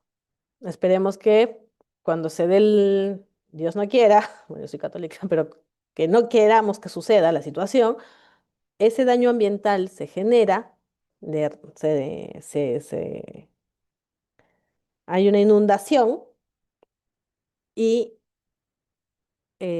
va a ser muy fácil determinar el daño, va a ser muy fácil determinar los responsables penalmente. Administrativamente también, pero la empresa ya se está empezando a cuidar en sentido de que denuncia cada vez, no me dejan entrar, no me dejan entrar. Es más, hasta al ministerio le he dicho, ya no quiero ser más el titular de la actividad, ¿no? Porque sabemos que ese daño ambiental sucede y se va a activar penalmente, civilmente, administrativamente. Pero hay modos, hay formas en las cuales si uno quiere salir de la responsabilidad, se está haciendo. Probablemente penalmente a las personas que se han evitado serán sancionadas, entrarán a la cárcel. La, la empresa se eximirá de responsabilidad porque está siendo diligente en sentido de informar e incluso decir que tiene un impedimento de cumplir su obligación administrativa. Pero, ¿qué va a pasar con el ambiente? Entonces, el alcance de la remediación ambiental, por ejemplo, en el caso de Parón, sería interesante un caso de tesis de cuál sería la remediación post desastre o de daño ambiental en Parón, por ejemplo, ¿no? No tengo la respuesta de eso. En el caso, y quería poner acá solo este caso de Repsol, ¿no? Cuando pasa el derrame, toda esa situación, dicen, no, es una emergencia, la reportan como una emergencia, ¿no? Pero digamos, dentro de lo que es la tipificación en temas de emergencias ambientales, se tienen que configurar requisitos, ¿no? Para determinar el daño ambiental, ¿no? Entonces, uno es afectación significativa al ambiente, sí, había contaminación del agua, había un nexo causal de la actividad del administrado, se determinó que sí hubo un nexo causal, había la ausencia de justificación legal o técnica, sí, porque no tenían un plan de contingencia, ¿no? Entonces, se configuró el daño y no se pudo poner como una emergencia tal cual, ¿no? Entonces, ¿es importante activar los procedimientos administrativos sancionadores? Sí. ¿Por qué? Porque te permiten activar no solamente un tema de multa, sino que también te permiten activar el tema de las medidas correctivas, ¿no? Entonces, para poder evitar el daño ambiental, más allá de la responsabilidad o de la remediación económica que se pueda tener frente a un tema de daño ambiental, ¿no? Entonces, eso es lo interesante y retador cuando hablamos de daño ambiental, porque se podrá pagar, se podrá meter a la cárcel a la gente, pero el tema ambiental ya no tienes vuelta atrás, ¿no? Muy bien. Entonces, ahora vamos a hablar de la responsabilidad civil por daño ambiental. Hemos hablado muchos casos, ¿no? Y la idea es un poco eso, que a partir de los casos empecemos no solamente a aplicar la norma, sino em, es entender por qué se debería evitar el daño ambiental y entender por qué deberíamos tener, por qué la responsabilidad ambiental es tan importante. Porque, ¿cuál es la razón de determinar una responsabilidad ambiental? A nivel penal y todas las normas penales, es evitar que se genere la acción que causa el daño, ¿no? O sea, ya eres responsable, pero no basta con determinar tu responsabilidad. En el caso ambiental, lo que es importante es que esta responsabilidad sea tan punitiva, o sea, que les dé tanto miedo de hacer la actividad que no la hagan, ¿no? O sea, minería ilegal. Ahí acá, si es que hay penalistas, se van a reír seguramente, ¿no? ¿Cuál es la determinación de la responsabilidad penal? Y miren lo que tenemos todavía, ¿no? Entonces, costo-beneficio. Bueno, pues me meten unos años a la cárcel, pero ¿cuál es mi beneficio? ¿No? Muy bien. En el caso de la responsabilidad civil, por ejemplo, claro, tenemos la norma general, ¿no? Que es el Código Civil, procedimiento administrativo, perdón, procedimientos civiles, ¿no? De determinación del daño, la determinación del nexo causal. Em, Sin embargo, la norma que podría contribuir a determinar esta responsabilidad civil desde una responsabilidad ambiental es nuestra Ley General del Ambiente. Va a depender mucho de la estrategia legal que uno implemente en el marco de un tema civil, ¿no? Como el tema de Repsol, cuando se incauta una negociación.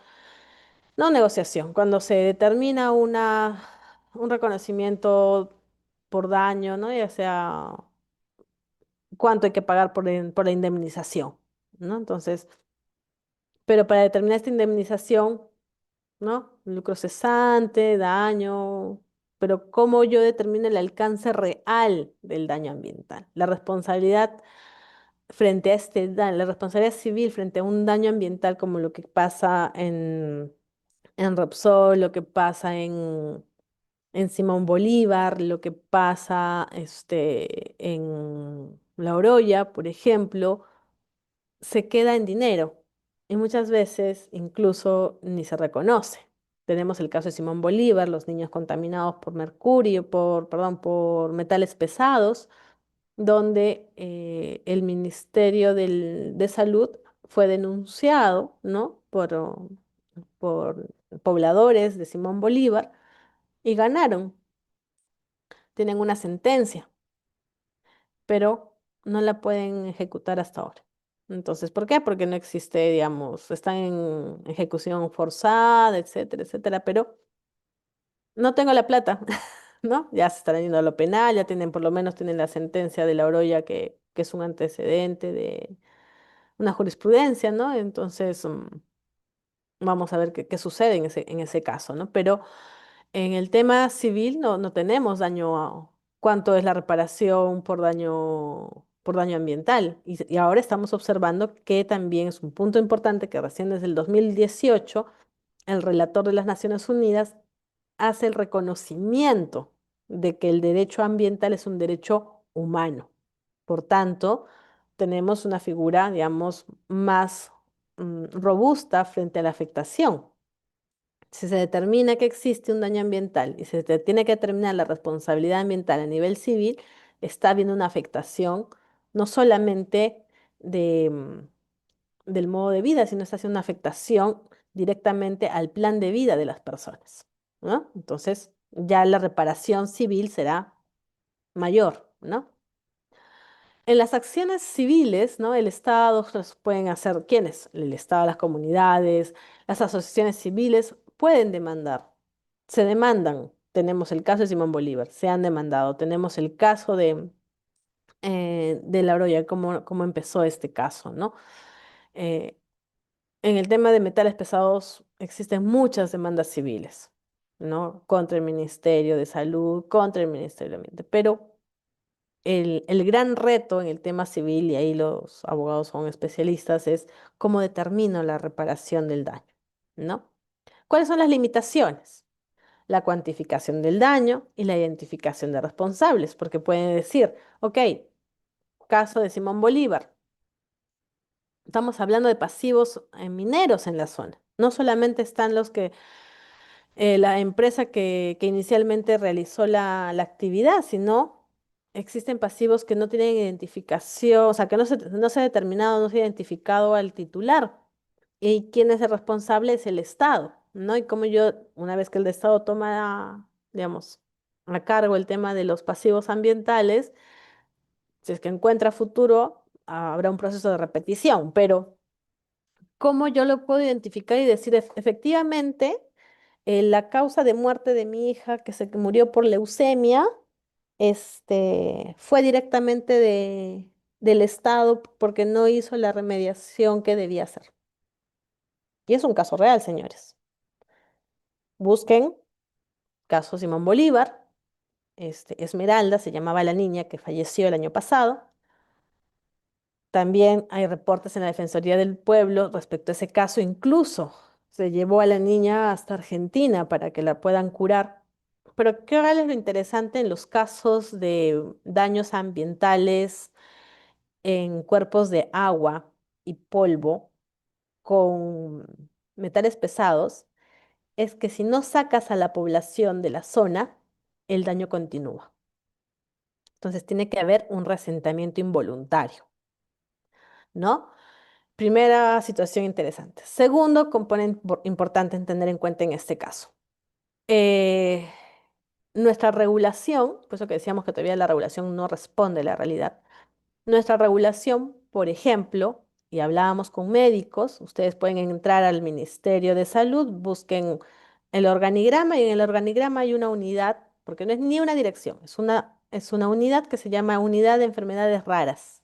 Dentro de la unidad de enfermedades raras y huérfanas se encuentra una categoría de metales pesados. Pero como un médico, y acá hay médicos, este, determinan y dicen, no existe la enfermedad, o sea, no existe el diagnóstico de metal pesado, lo que existe de enfermedad por metal pesado. Lo que existe es contaminación por metales pesados, que tu cuerpo puede estar contaminado. Ok. Para la contaminación, es decir, el exceso de metales pesados que tu cuerpo tiene, ¿no? Porque tomas el agua siempre, porque el aire que respiras ya está contaminado, porque la pared que agarras ya está contaminada, se puede desintoxicar, ¿no? Tú puedes desintoxicar a la persona, pero más allá, según, eso yo me declaro ignorante, pero según fuentes médicas señalan que el tema de tener metales pesados en el cuerpo hace que el sistema cambie, tu sistema inmunológico baje, que te hagas más propenso a tener otras enfermedades o que tu cuerpo, si tenía una enfermedad y no estaba en buenas condiciones, pueda, digamos, incentivar que esas enfermedades se agraven, como lo que ocurrió con esta niña. Esta niña empieza a tener anemia, anemia, anemia. Decían metales pesados en su cuerpo. Muy bien, la llevaron hasta Argentina, le dieron unas plaquetas, no me acuerdo cuál es el nombre. El ministerio pagó eso. Existe un registro de personas con metales pesados que van y reciben medicamento, pero siguen viviendo en la zona, ¿no? Entonces el ministerio dice, estoy haciendo mi trabajo, pero ¿cómo puedes continuar haciendo tu trabajo si es que toda la zona está dañada, ¿no? Para continuar con el caso. Entonces, a la pequeña, esta situación se agrava y a los años, 3 4 años, la niña le encuentran que tiene leucemia, cáncer de la sangre. El papá vino y se embarrocó y se puso cadenas en el Ministerio de Salud. Ahí empiezan a ver, digamos, hay un grupo, hay una asociación de personas afectadas por metales pesados que viene siguiendo todos estos casos. em, y este señor también es parte de él, ¿no? Entonces, el señor va, hace todo el reclamo. Logra, a raíz de esa acción, logra y la lleva a su hija a Argentina, este, para que la puedan tratar por la contaminación, pero el cáncer avanza, el cáncer avanza, el cáncer avanza. Vino pandemia, la mamá era profesora, dejó de trabajar, el papá tenía una actividad, dejó de trabajar, todo el mundo se atendía a la niña con cáncer, los hermanitos están descuidados, los hermanitos también, tienen anemias, tienen otras enfermedades, y el año pasado la niña muere. Muy bien, indemnización, responsabilidad, daño, tema penal, también, tema administrativo, también podría darse. ¿Y qué pasa con la vida de la persona? Casos reales, casos que pasan acá. Entonces, eso yo lo menciono porque determinar la responsabilidad por daño ambiental es sumamente importante, pero hay que verlo desde un enfoque preventivo al daño.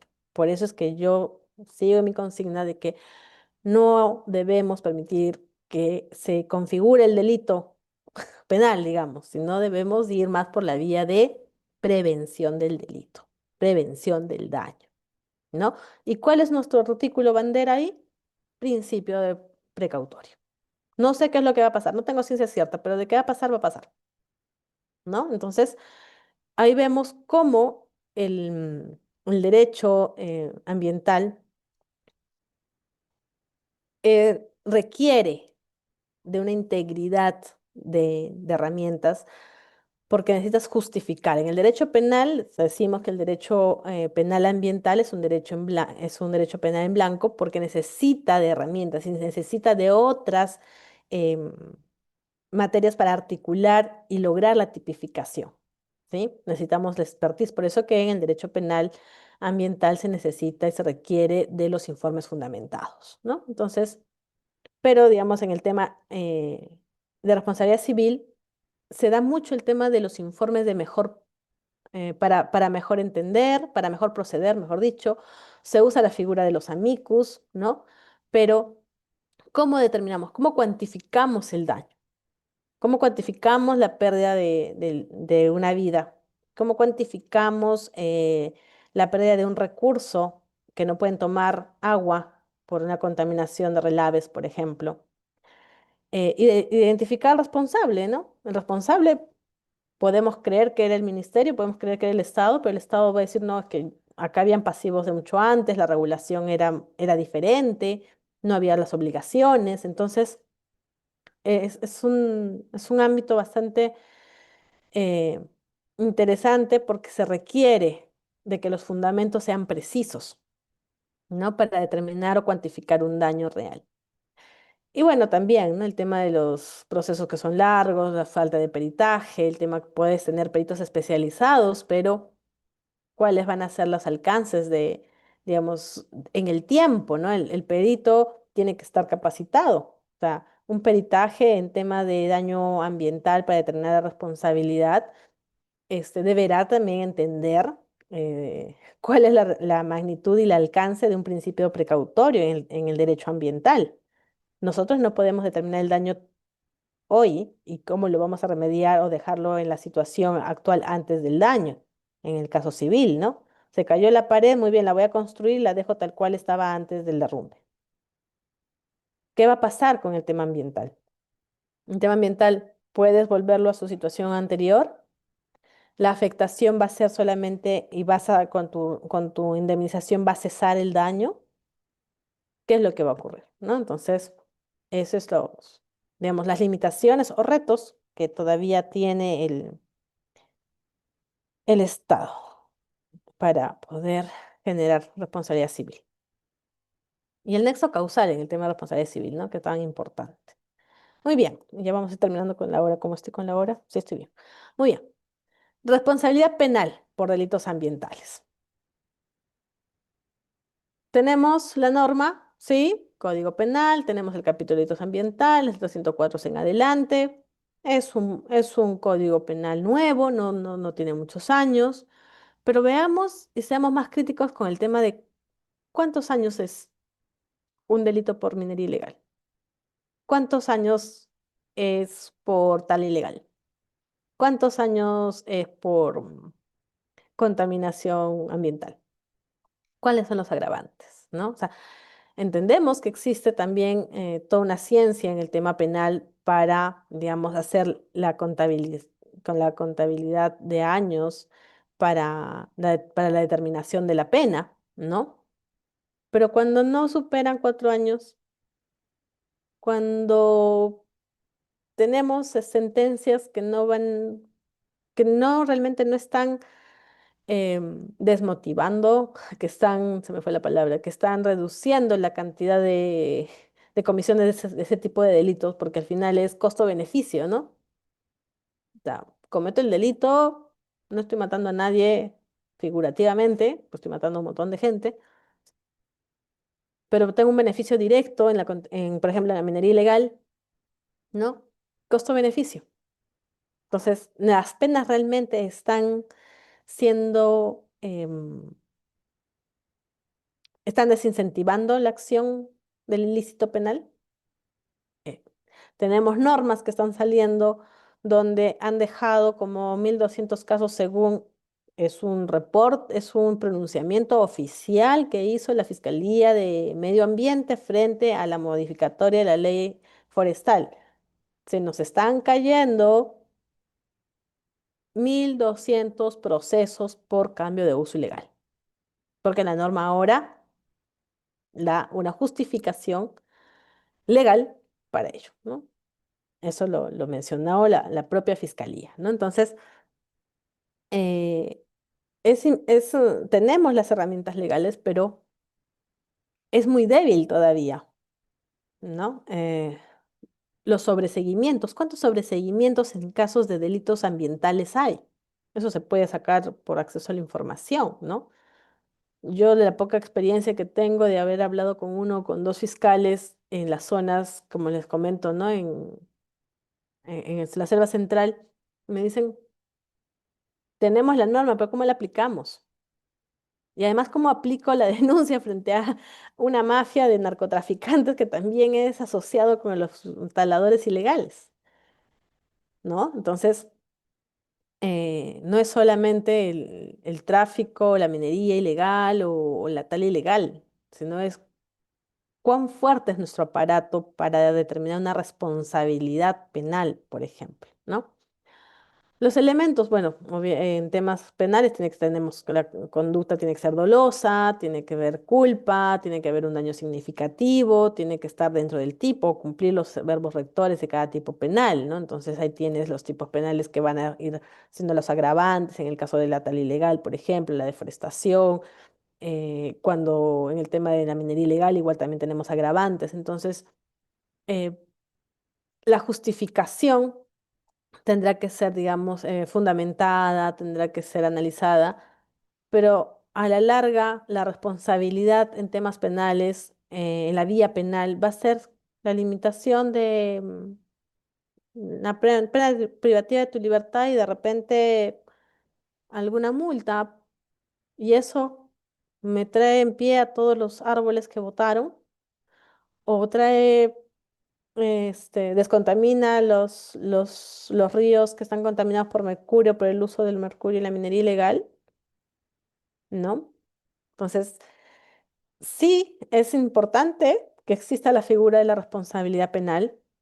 Es un avance importantísimo que tengamos el tema de los delitos ambientales, pero también tenemos que continuar mirando, digamos, la lógica de los principios ambientales, que es la prevención, precautorio, evitar. Evitar el daño ambiental, evitar porque no vamos a tener punto de regreso. Y bueno, las dificultades, ¿no? ¿Cuáles son las dificultades que esto genera? La carga probatoria es muy alta. Los delitos ambientales, al ser delitos, ya voy cerrando, Ryder, ya cuando prende su cámara ya sé. Los delitos ambientales tienen, digamos, una carga probatoria muy alta. Y es importante por eso la especialización, es importante la coordinación con esto. Bueno, la corrupción ni hablar, ¿no? Pero bueno. En el caso, y con esto voy cerrando, quería hablar solamente el tema criminal compliance en el sector minero. ¿Qué es? ¿Qué implica? ¿Qué es lo más importante? Es cómo las empresas mineras pueden cubrirse para poder evitar. Es decir, hago un cumplimiento normativo, un seguimiento normativo interno. O sea, hay muchas empresas mineras generan una propia auditoría para decir, a ver, ¿en qué estoy fallando? Para evitar daños ambientales. Si mañana viene OEFA, yo quiero tener mi auditor interno para saber que estoy cumpliendo todos mis compromisos ambientales respecto al tema administrativo. Quiero saber que no estoy, digamos, generando ningún tipo de delito penal. Entonces, es más bien una herramienta dentro de lo que son las mejores prácticas dentro de lo que es gobierno corporativo para evitar hacer, ¿no? Entonces, las empresas cada vez están, digamos, con un enfoque de gobierno corporativo, están mejorando para evitar la comisión de delitos, comisión de cualquier tipo de responsabilidad ambiental. En temas acá de jurisprudencia hay algunos casos, ¿no? Los derrames, hemos hablado, los pongo acá, los dejo acá también para que los puedan ir revisando, pero era muy importante ir hablando, creo que a lo largo de plantear los ejemplos y los casos a lo largo de la exposición. Ahí están, bueno, Chevron, Ecuador es algo muy conocido y antiguo, que creo yo, a mí me enseñaron derecho penal con ese caso, pero es, son jurisprudencias, son casos de referencia importantísimos, ¿no? El Río 12, el caso de Saúl. El caso de Saúl, véanlo, recién estaba, va a haber un conversatorio en estos días al respecto, donde Saúl va a hablar y va decir sobre el tema de la litigación climática, y con esto voy a cerrar, este, es justamente ver cómo podemos mejorar, ¿no? Para poder hacer uno. Si somos dentro de nuestro rol, podemos evitar el daño ambiental, hagámoslo. Si somos dentro de nuestro rol personas que vamos a determinar que existe un daño ambiental, para determinar una responsabilidad ambiental, accionemos la justicia ambiental. Es necesaria, porque sin acción no podemos no podemos minimizar, digamos, los daños ambientales, que a la diferencia de cualquier rama, y me atrevo a decir eso, no existe. una vuelta atrás. No existe una remediación, no existe una compensación ambiente por ambiente, no existe una compensación económica que te devuelva los ríos, que te devuelva los cerros, que te devuelva los glaciares, ni nada de eso, ¿no? Entonces hay que fortalecer, sí, fortalecer a nivel institucional, a nivel, digamos, de capacidad, capacitaciones, fortalecer a nivel de, digamos, también mejorar el tema presupuestario, que es sumamente importante. Y lo último, también fortalecer sobre las acciones de litigio climático, que son temas que todavía en el Perú tenemos dos o tres casos y a nivel internacional Canadá bordea los 200 casos, Australia bordea los 300 casos, entonces también es un tema muy interesante el tema del litigio climático. Muchas gracias, un gusto poder estar con ustedes una vez más.